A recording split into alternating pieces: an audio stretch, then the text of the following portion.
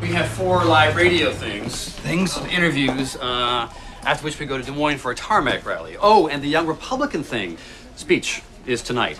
Do I have time for lunch? 10 minutes, exactly. Anyway, we'll do some quick photo ops with some local supporters at the airport, and then... Travis, I now have 9 minutes and 55 seconds left for lunch. Where is it? Under the newspaper.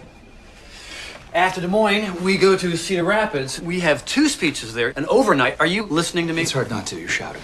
I'm sorry, but we are short on time. The morning kind of got away from us. It was a funeral. What would you like me to do? You know, I don't want to sound callous, but... This never stopped you before. Senator, half the time you're in the newspaper, you're at a funeral. We're trying to project optimism and hope, remember? You have to distance yourself from this war. Okay, honey, I'm gonna go. Where are you going? Home. Right, of course. Are you crazy? You don't have a home anymore. We are running for president. Travis, do me a favor. Never have any children.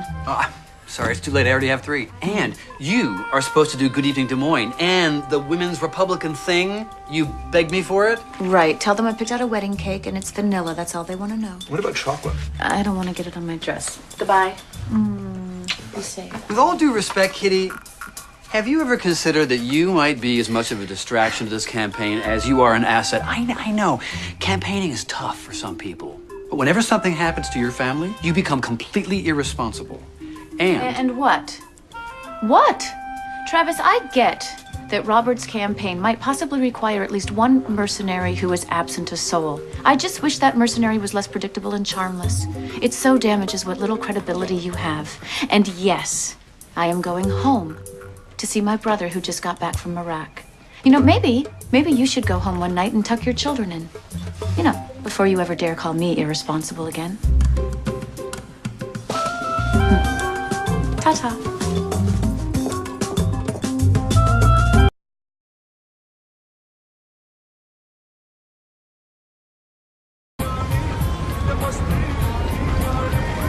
Excuse me, sorry. You sure this is the right way? This is the right way? Yes, sir. Do you have a map?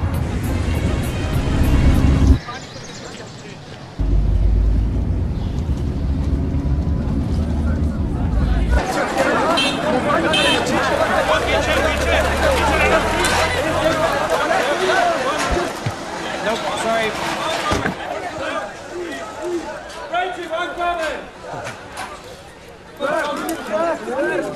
This scene outside the house is out of control. We have to respond.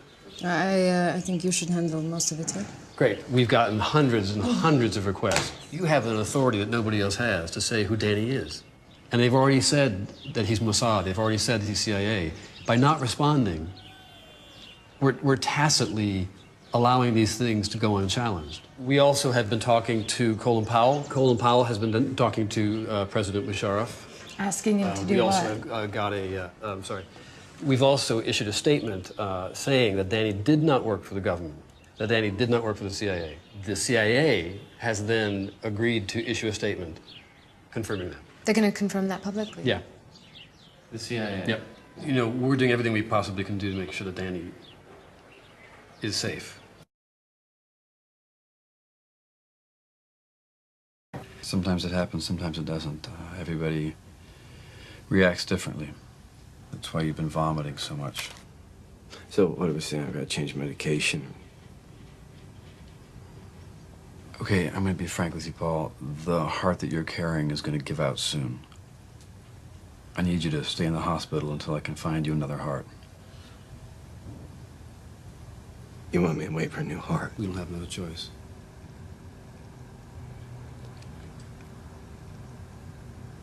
I can't do that. I can't wait for someone else to die locked up in a fucking room. I can't do it. You're dangerously close to heart failure, Paul. You might die a lot sooner than you think.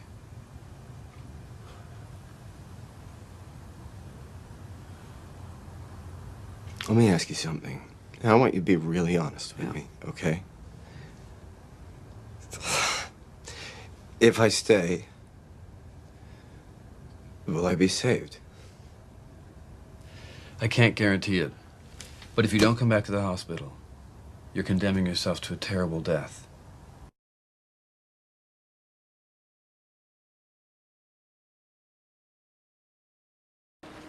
is my wife, Faye. Hi. Welcome. Please, have a seat. Make yourselves comfortable. Man, it's really coming down out there. Yeah, it just started pouring all of a sudden. Well, in a bad storm, I like to pretend that this old boat's my own private ark. Unfortunately, if this is the apocalypse, I'm not quite sure it still floats. Yeah. Listen, would anybody like some tea? I'd love some, thank you. It's okay. I'll be right back. What is this place? What is it that you do down here? Well, we're calling it Kiernan's Fault. It's, no one really knows what it is because we haven't been able to explore it. Meanwhile, they're locked in litigation. They hired me to make sure no one comes inside. Wow. But what they don't know is that At night, I climb down. So how deep does it go? Thank you. Thank you. No one really knows, but I like to pretend it's infinite. Kind of an odd job.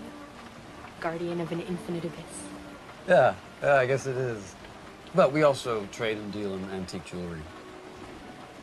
I suppose it is odd that we live down here like this. no. Not at all. It never crossed my mind. Well, we think it's important. Why? What is it that you think you're gonna find?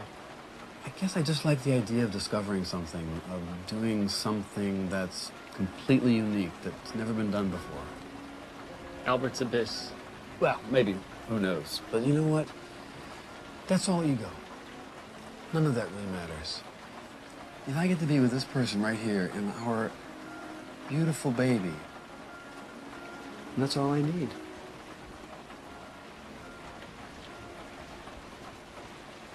Well, I suppose you want what you came all the way down here for. Oh, yeah, that'd be great. It took me a while to track this piece down, but I owe Diego huge. That's it. Thank you so much. Yeah.